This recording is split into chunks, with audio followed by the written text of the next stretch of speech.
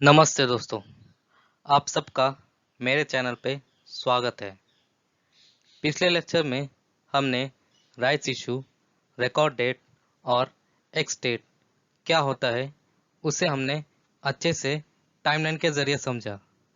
अगर आपने उस लेक्चर को अभी तक नहीं देखा तो लिंक ऊपर आई बटन में मिल जाएगी। जब शेयर होल्डर राइट इशू के लिए एलिजिबल हो जाता है उसके बाद शुरू हो जाती है राइट एंटाइटलमेंट प्रोसेस। तो चलिए इसी के साथ आज के टॉपिक की शुरुआत करते हैं। राइट एंटाइटलमेंट की शुरुआत कैसे हुई उसे हम अभी समझ लेते हैं।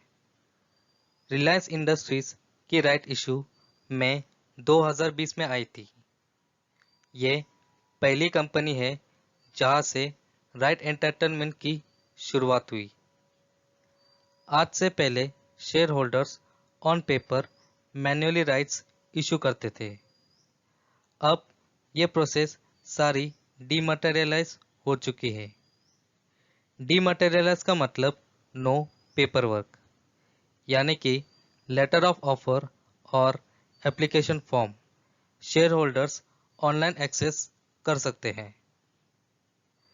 राइट इशू प्रोसेस जिसे पहले 55 टू 58 डेज लगते थे कंप्लीट होने में, आज की तारीख में राइट इशू सिर्फ 31 डेज में कंप्लीट हो जाता है और ये सारी प्रोसेस सेबी ने लागू किया है।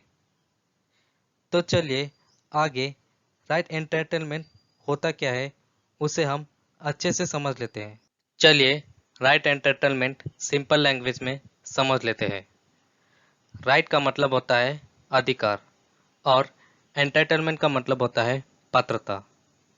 मतलब जो भी eligible share holder as on record date company के शेयर्स होल्ड करता है उनके डीमैट अकाउंट में कंपनी राइट एंटाइटलमेंट यानी कि नए शेयर्स क्रेडिट करती है।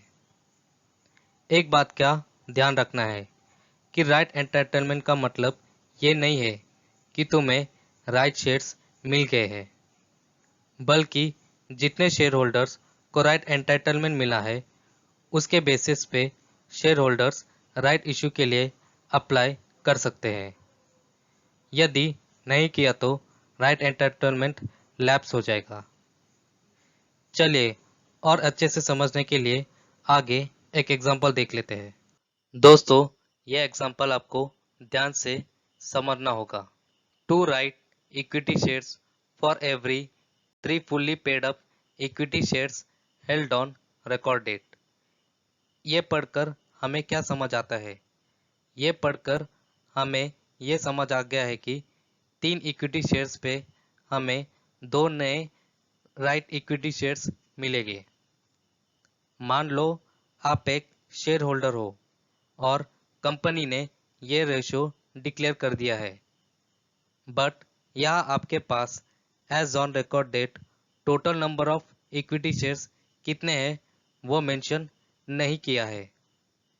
इसीलिए एग्जाम्पल के लिए 12 इक्विटी शेयर्स कंसिडर कर लेते हैं।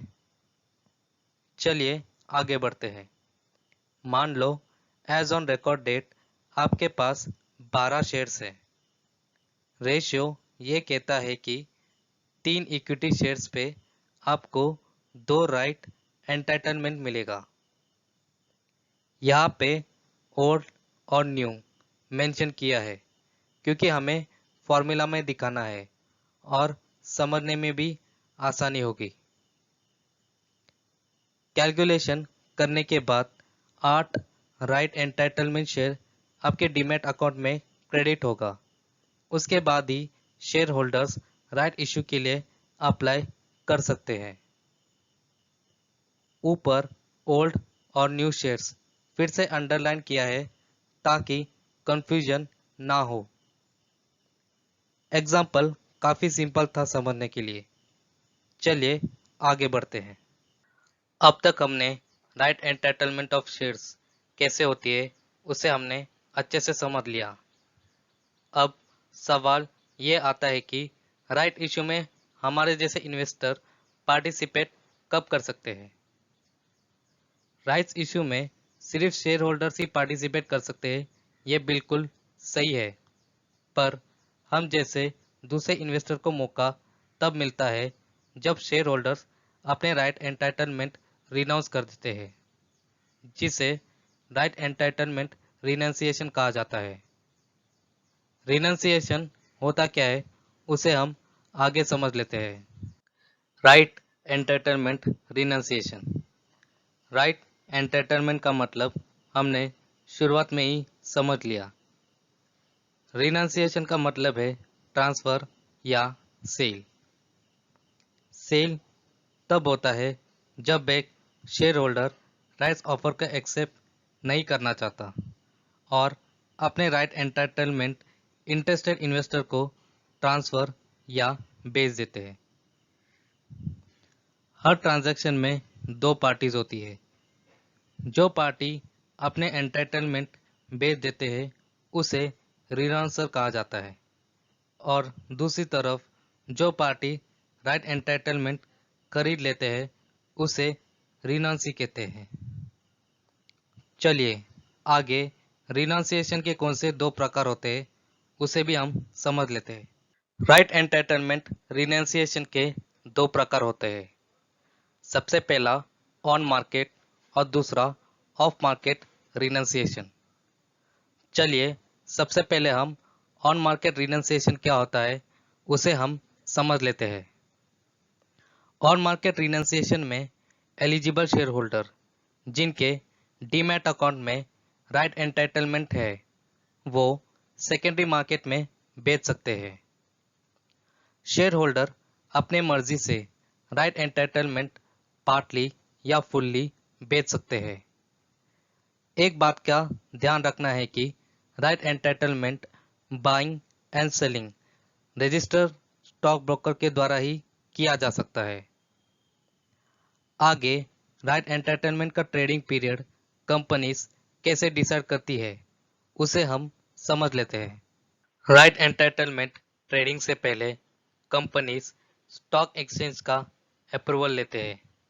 उसके बाद ही ट्रेडिंग पीरियड डिसाइड होती है। ट्रेडिंग पीरियड में issue opening date and issue closing date letter of offer में मेंशन किया जाता है। चलिए आगे ऑफ मार्केट रिनंसिएशन क्या होता है उसे हम अच्छे से समझ लेते हैं। Of market renunciation. Of market renunciation में शेयर होल्डर जिनके डीमैट अकाउंट में राइट एंटाइटलमेंट है डिपॉजिटरी पार्टिसिपेंट के द्वारा अपने right entitlement of market transfer कर सकते हैं। अब ये डिपॉजिटरी पार्टिसिपेंट कौन होता है? डिपॉजिटरी पार्टिसिपेंट एक एजेंट का काम करता है, कुछ इस तरह से। शेयर होल्डर को अपने राइट एंटाइटलमेंट ट्रांसफर करने के लिए डिपॉजिटरी पार्टिसिपेंट को डिलीवरी इंस्ट्रक्शन स्लिप देते हैं। उस स्लिप में बायर्स नेम, आईसी नंबर और number of right entitlement shares mention करते हैं।